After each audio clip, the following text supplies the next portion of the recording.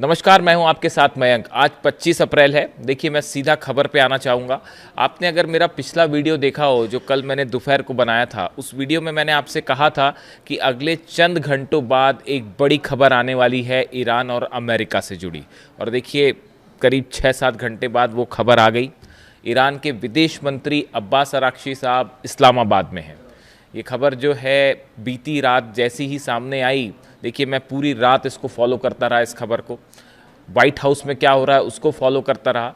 और अब जो खबरें हैं आप देख सकते हैं कि अब्बास अराक्ची साहब जो हैं वो इस्लामाबाद में हैं। इसके बाद वो ओमान जाएंगे और उसके बाद वहाँ से रूस भी जाएंगे। अमेरिका की तरफ से जो बयान आ रहे हैं कि स्टीव विटकॉफ और जेडी कुशनर जो है वो इस्लामाबाद पहुँचने वाले हैं। मेरे बड़े सारे दर्शक भी ये बात पूछ रहे हैं कि मयंक भाई अब आगे क्या होने वाला है, ये बताइए। क्या कोई बातचीत होने वाली है या आगे अब क्या होगा, जंग होगी या जो भी होगा। देखिए, ईरान के विदेश मंत्री अब्बास अराक्ची साहब अचानक इस्लामाबाद कैसे पहुँचे, इसके पीछे एक लंबी सी कोशिश है। देखिए, सबसे पहले खबर आती है कि जनरल मुनीर की पेजिशकियान साहब से ईरान के राष्ट्रपति से 1 घंटे तक बात हुई। ये मैं आपको एक दिन पहले की बात बता रहा हूँ। करीब 1 घंटे की मुनीर ने जो है, जनरल मुनीर ने फ़ोन किया पेजिशकियान साहब को और 1 घंटे तक बातचीत की। उसके बाद खबर आती है कि मुनीर का फ़ोन जाता है बीजिंग और उन्होंने जिनपिंग से फ़ोन पर बात की। उसके बाद खबरें ये आई कि चीन की तरफ से एक कॉल गया तेहरान, और हो सकता है कि खुद जिनपिंग ने बात की हो या हो सकता है उनके विदेश मंत्री ने, चीन के विदेश मंत्री वांग यी ने अब्बास अराक्ची साहब से फ़ोन पर काफ़ी देर बात की। देखिए, ये आपको ये सब फॉलो करना पड़ेगा, ट्रेल्स, ये समझने के लिए कि आखिर होने क्या जा रहा है। देखिए, मैंने जब ये खबर आई थी कि जनरल मुनीर ने 1 घंटे तक बात की है, तभी मैं ये समझ गया था कि एक बार फिर से जो है वो चीन को, मैं आपको बता भी चुका हूँ कि चीन को लूप में लेकर एक बार फिर से ईरान को जो है वो टॉक्स टेबल पर लाने की कोशिश है। इस समय जो हालात हॉर्मुज में हैं उसमें आप ये बात समझिए कि चीन को बड़ा नुकसान हो रहा है इस लिहाज से, क्योंकि उसके जितने शिप्स पहले निकल रहे थे अब उतने नहीं निकल रहे हैं, क्योंकि हालात तनावपूर्ण है, कम निकल रहे हैं। चीन के शिप्स निकल रहे हैं वहां से, लेकिन जितनी संख्या में जब ओपन था पूरी तरफ से हॉर्मुज, उतने शिप्स अब नहीं निकल पा रहे। ऑब्वियस सी बात है कि तनाव है वहां पे। तो ऐसे हालात में ये बात तो साफ है कि ऑयल के लिहाज से, सप्लाई के लिहाज से चीन को नुकसान हो रहा है। अब इस बीच में जो खबरें हैं, जो डिफेंस एक्सपर्ट्स ये बात कर रहे हैं, और जो खबर है, देखिए ईरान की तरफ से बात साफ कर दी गई है कि ये किसी तरह की कोई डील को लेकर कोई बातचीत नहीं होने जा रही है। और पर्दे के पीछे ऑफ द रिकॉर्ड्स भी अगर कोई बातचीत होती है तो किसी डील को लेकर कोई बातचीत नहीं होने वाली है। अगर किसी तरह की कोई चर्चा होती भी है विदेश मंत्री के साथ, ईरान के विदेश मंत्री के साथ, तो वो सिर्फ इस मुद्दे पर हो सकती है कि आगे के दौर की क्या कोई बातचीत की जाए या नहीं। देखिए, इस बात को समझिए, 2 अलग अलग चीज है। इस मुद्दे पर बात करना कि आगे कैसे बात होगी या बात करनी है या नहीं, इसका मतलब किसी डील पर कोई बातचीत होने जा रही है, ऐसा कतई नहीं है। अमेरिका की तरफ से क्या बयान आया है कि स्टीव विटकॉफ और कुशनर आ रहे हैं, जेडी वेंस नहीं आ रहे हैं। कुशनर और स्टीव विटकॉफ के लेवल पर कोई चर्चा नहीं हो सकती, कोई डील नहीं हो सकती। यानी ये अगर किसी भी तरह का कोई मैसेज का आदान प्रदान होता भी है तो वो सिर्फ इस मुद्दे को लेकर हो सकता है कि अगले दौर की बातचीत किस गाइडलाइन पर की जाए, बातचीत कैसे की जाए।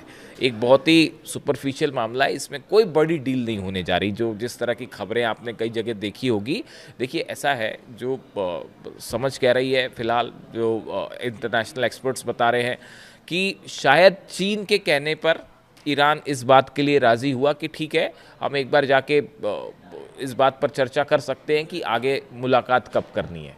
डील नहीं, ईरान ने ये बात तय कर दी है कि यूरेनियम के मुद्दे पर तो अब बात ही नहीं होगी।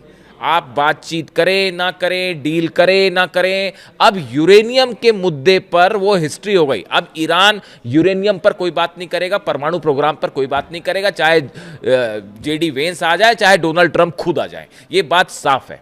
इसलिए ये ऐसा कतई सोचने की जरूरत नहीं है कि इस्लामाबाद में बातचीत से कोई डील हो जाने वाली है। बिल्कुल बेसलेस बात है। हकीकत जानते हैं आप क्या है? हकीकत ये है कि ईरान के सेना प्रमुख अहमद वाहिदी साहब अमेरिका के निशाने पर हैं, डोनाल्ड ट्रंप के निशाने पर है। हकीकत ये है, व्हाइट हाउस में एक बड़ी बैठक हुई, जो मेरी जानकारियां कह रही हैं व्हाइट हाउस में एक बड़ी बैठक होती है, उस बैठक में डोनाल्ड ट्रंप शामिल थे, जितने सुरक्षा अधिकारी बड़े सेना के अधिकारी थे वो शामिल थे। उसमें डोनाल्ड ट्रंप ने ये पूछा कि आखिर ये बताइए कि ईरान बात करने के लिए तैयार क्यों नहीं होता, ईरान झुकने को अब भी तैयार क्यों नहीं हो रहा, क्या वजह है। डोनाल्ड ट्रंप को बताया गया आईआरजीसी के चीफ हैं अहमद वाहिदी, जो 1 इंच भी झुकेंगे नहीं। उसके बाद एक बड़ा प्लान तैयार हुआ है, जैसी खबरें हैं सूत्रों से, कि अहमद वाहिदी साहब ईरान के सेना प्रमुख अब अमेरिका के निशाने पर हैं और उनको लेकर एक बड़ा असैसिनेशन की कोशिश हो सकती है।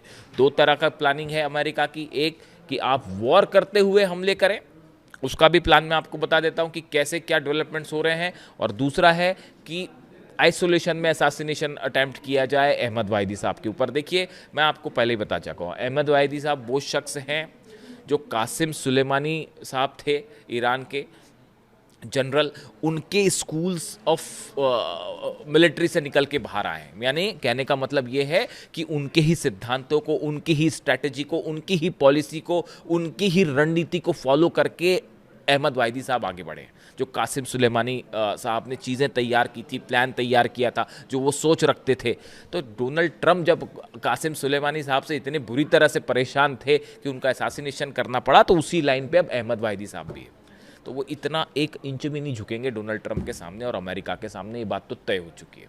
यूरेनियम पर कोई बात नहीं होगी। ईरान के सेना प्रमुख ने, आईआरजीसी के प्रमुख ने यह कह दिया है कि अब बातचीत हो ना हो, यूरेनियम और परमाणु के मुद्दे पर तो अब हम कोई बात ही नहीं करेंगे, चाहे जो करना पड़ जाए। तो ये बात जो है डोनाल्ड ट्रंप को समझा दी गई कि ऐसा है कि अहमद वाहिदी जो हैं, उनके रहते तो हम कुछ नहीं कर सकते।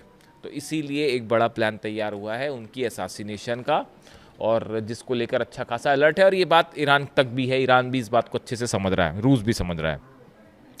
इसके अलावा देखिए, जो बड़ी खबर है, बताया जा रहा है कि एक हमले का प्लान फिर तैयार कर लिया है अमेरिका ने, कि अगर किसी तरह का, देखिए इस बीच एक इम्पॉर्टेंट बात यह है, 2 बड़े डेवलपमेंट हैं। कल मैं डोनाल्ड ट्रंप को सुन रहा था, रात को जो स्टेटमेंट्स आए उनके, वो सब मैं सुन रहा था कि कहाँ से क्या बयान आता है। मैंने पीट हेग्सेथ जो है रक्षा मंत्री, उनके भी बयान सुने। डोनाल्ड ट्रंप ने कल 2 ऐसी बातें कही हैं जो कि नई है। देखिए, डोनाल्ड ट्रंप के सामने समस्या क्या है पता है? डोनाल्ड ट्रंप के सामने, अमेरिका के राष्ट्रपति जो है, उनके सामने समस्या ये है कि वो क्या बोलते हैं उनको खुद नहीं पता होता, कौन सी चीज़ छुपानी है, कौन सी चीज़ बोलनी है, उनको यही नहीं पता। देखिए, दुनिया भर में बड़े सारे एक्सपर्ट बैठे हुए हैं जो हर चीज़ पकड़ लेते हैं। तो देखिए, कल उन्होंने ना, मैं उनकी बात ध्यान से सुन रहा था, उन्होंने 2 चीज़ें ऐसे बोली जो वो पहले नहीं बोल रहे थे, अगर आपने नोटिस किया हो। उन्होंने कहा कि हमारे पास अभी बहुत वक्त है, वो हमेशा जल्दबाजी में नज़र आए। देखिए, ये जब से वॉर हुआ, पिछले जितने भी दिन हो गए, इस वॉर के दौरान डोनाल्ड ट्रंप हमेशा जल्दबाजी में नज़र आए। आप उनके बयान देखिए कि अब ईरान के पास वक्त नहीं है, अब ईरान को जो है वो इतने दिनों के अंदर फैसला लेना होगा, बस 3 दिन बाद, नहीं तो हम ईरान को तबाह कर देंगे, ऐसा कर देंगे, वैसा कर देंगे। यानी वो हमेशा एक हड़बड़ाहट में दिखाई दिए। लेकिन कल उन्होंने बयान दिया कि हमारे पास वक्त है, हम जो है वो हॉर्मूज पर हमारे पास बहुत टाइम है। यानी इसका मतलब ये हुआ कि अमेरिका की सेना ने कोई ऐसा, ये स्ट्रैटेजी चेंज है, अमेरिका के सेना का कोई ऐसा प्लान है कि ये हॉर्मूज वाले मामले को जल्दी ज़्यादा दिनों तक खींचा जाए, ऐसा लगता है एज ऑफ नाउ। हो सकता है कोई मिलिट्री स्तर पर ये फैसला हुआ हो, उसकी क्या वजह है वो भी हम बात करेंगे। और दूसरी बात उन्होंने कही कि ईरान हमें कोई प्रस्ताव देना चाहता है। इस तरह का उनका बयान, अब्बास अरागची साहब का इस्लामाबाद आना, इसको लेकर कई स्पेकुलेशन है कि क्या ऐसा कोई डेवलपमेंट है कि अब ईरान ने अपनी शर्तों पर यह बात आगे रख दी है कि अगर आप बातचीत करना चाहते हैं तो अब हमारी ये शर्तें हैं, अगर आप इन पर कायम रहते हो तो हम बातचीत करेंगे, वरना हम बातचीत नहीं करेंगे। हो सकता है ऐसा, हो सकता है, संभावना है कि जिनपिंग ने कहा हो ईरान से कि एक बार बात करके देखिए क्या होता है, और चीन के कहने पर जो है एक बार फिर से ईरान जो है वो बातचीत किस तरह से हो इसको लेकर हो सकता है तैयार हुआ हो। लेकिन जो सोर्सेस ये कह रहे हैं कि इसकी संभावना है कि ईरान ने अब अपनी शर्तें सामने रख दी हैं कि अगर आप इन शर्तों को मानते हैं तभी हम बात करेंगे।